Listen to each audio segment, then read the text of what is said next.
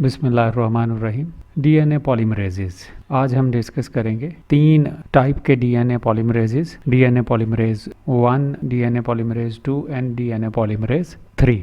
DNA polymerase 1 first हम discuss करते हैं। कॉर्नबर्ग एंजाइम इसे कहते हैं क्योंकि आर्थर कॉर्नबर्ग ने इसे डिस्कवर किया और तब तक हम यही समझते थे शायद यही ट्रू रेप्लिकेटिंग एंजाइम है, जबकि उसके बाद हमें पता है 1970 में डीएनए पॉलीमरेज 2 और 3 डिस्कवर हो गए। तो नो डाउट डीएनए पॉलीमरेज 1 जो है इसमें पॉलीमराइजेशन की एक्टिविटी प्रेजेंट है कि ये डीएनए की पॉलीमराइजेशन कर देता है, ऐड करता है nucleotide from 5 prime to 3 prime direction, और ये है डीएनए डिपेंडेंट डीएनए पॉलीमरेज।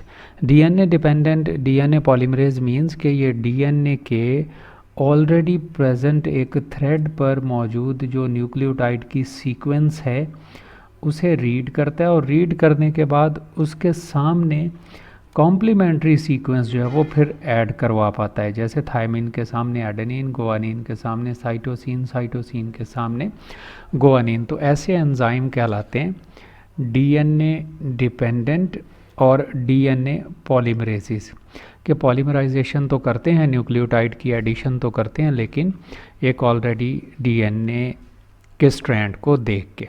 और एक और इम्पॉर्टेंट वन बात ये कि ये जो डीएनए पॉलीमरेसिस हैं ये रेप्लिकेशन का प्रोसेस जो है स्टार्ट नहीं कर पाते। इन्हें जो है रेप्लिकेशन स्टार्ट करने के लिए ऑलरेडी एक थ्रेड चाहिए होता है, उसका 3 प्राइम एंड जो है वो फ्री चाहिए, या 3 प्राइम एंड पर हाइड्रोक्सल ग्रुप फ्री चाहिए ताकि मज़ीद उसके आगे ये न्यूक्लियोटाइड ऐड कर सकें, जो इन्हें यूजुअली बना के देता है डीएनए प्राइमेज नामी एंजाइम।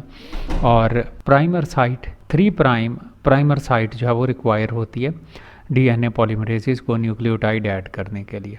तो ये तो इनकी एक प्रॉपर्टी है कि ये न्यूक्लियोटाइड या पॉलीमराइजेशन करते हैं।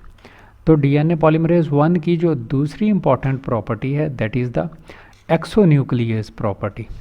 और एक्सोन्यूक्लियस प्रॉपर्टी से हमारी मुराद है कि ये ना सिर्फ रॉन्गली प्लेस दो नाइट्रोजनस बेसिस हैं उनकी प्रूफ रीडिंग करता है, बल्कि उनको निकाल के उनकी जगह पर राइट न्यूक्लियोटाइड जो है वो भी ऐड करता है। और उसकी ये जो एक्टिविटी है ये है 3 प्राइम टू 5 प्राइम, यानी कि अगर नॉर्मली ये न्यूक्लियोटाइड ऐड करता है इस 5 प्राइम से 3 प्राइम एंड में, तो जो इसकी एक्सोन्यूक्लियस एक्टिविटी होगी वो रिवर्स डायरेक्शन में होगी फ्रॉम 3 प्राइम टू 5 प्राइम। अब ये जो एक्सोन्यूक्लियस एक्टिविटी है ये एक स्पेशल फीचर है जो डीएनए रिपेयर में और प्रूफ रीडिंग में ये इस्तेमाल करता है। तो एक्सोन्यूक्लियस प्रॉपर्टी ऐसी कंडीशन के जैसे अगर ये हमारा डीएनए का एक थ्रेड था, एडेनिन, थायमिन, गुआनिन, साइटोसिन, इसके सामने ये हमारा कॉम्प्लीमेंट्री स्टैंड अभी बना है, थायमिन है, एडेनिन है, गुआनिन है, इधर भी गुआनिन। तो यहाँ पर ये वाली जो बेस है एक ये रॉन्ग लग गई है। तो एक्सोन्यूक्लियस प्रॉपर्टी से मुराद ये है कि ये जो डीएनए पॉलीमरेज 1 है ये इस डीएनए स्ट्रैंड में इस गुआनिन के अराउंड 2 कट प्रोड्यूस करेगा, इसे कट इट आउट करेगा, बाहर निकालेगा, और इसकी जगह पर राइट जो न्यूक्लियोटाइड है, जैसे यहाँ पर साइटोसिन आना चाहिए था, तो साइटोसिन जो है यहाँ पर ऐड करवाएगा। तो ये प्रॉपर्टी कहलाती एक्सोन्यूक्लियस प्रॉपर्टी। एक और प्रॉपर्टी या एंजाइम्स की होती है that are known as the endonucleases, जिनका काम होता है सिर्फ फॉस्फोडाइएस्टर बॉन्ड को तोड़ना, जो हम लेटर लेक्चर में डिस्कस करेंगे इंशाल्लाह। तो सारे डीएनए पॉलीमरेज 1, 2 और 3 सब की ये जो एक्सोन्यूक्लियस प्रॉपर्टी है ये होती है फ्रॉम 3 प्राइम टू 5 प्राइम। लेकिन जो स्पेशल फीचर है डीएनए पॉलीमरेज 1 का वो है इसकी 5 prime to 3 prime exonuclease activity भी, कि ऐसा नहीं है कि ये हमेशा वापस ही आएगा और फिर जो है वो एक्सोन्यूक्लियस एक्टिविटी अपनी शो करेगा, डीएनए को काटेगा।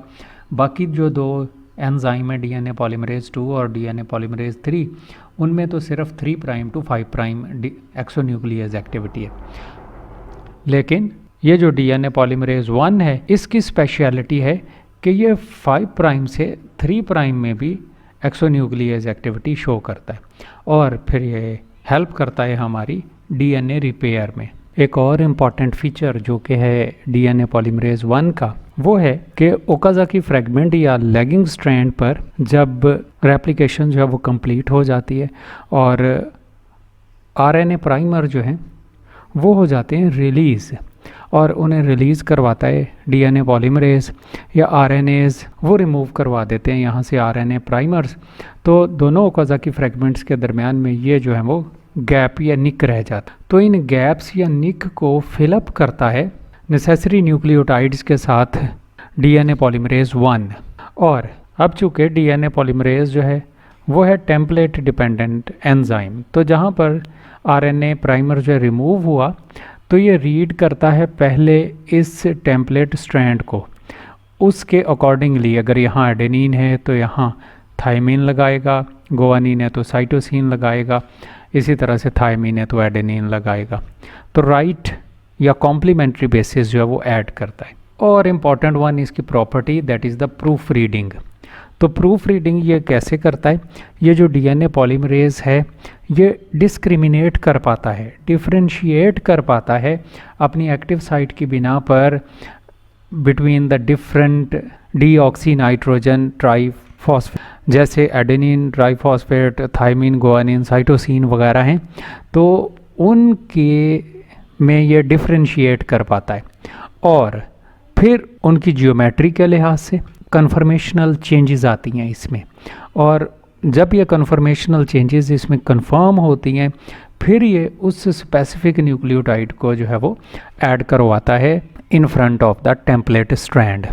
तो जैसे अगर टेम्पलेट स्ट्रैंड पर एडेनिन प्रेजेंट है तो ये पहले ठीक तरह से रीड करता है, इसकी एक्टिव साइट में फिट आता है जब थायमिन, तब फिर ही ये इसके साथ इसे बॉन्ड करवाता है। तो प्रूफ रीडिंग इम्पॉर्टेंट रोल है डीएनए पॉलीमरेज का। और इसकी जो स्पीड है या डीएनए पॉलीमरेज की जो बेस पेयर ऐड करने की वो स्पीड है that is only 10 to 20 nucleotide पर सेकेंड, जबकि हमें पता है कि एक एशरिकिया कोलाई नामी बैक्टीरियम में जो स्पीड है न्यूक्लियोटाइड के ऐड होने की वो है 1000 न्यूक्लियोटाइड पर सेकेंड।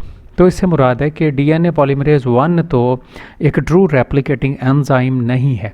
बहरहाल ये न्यूक्लियोटाइड ऐड करता है, पॉलीमराइजेशन करता है ये, और निक फिल करता है या गैप्स को फिल करता है, और प्रूफ रीडिंग इसका एक इम्पॉर्टेंट आस्पेक्ट है।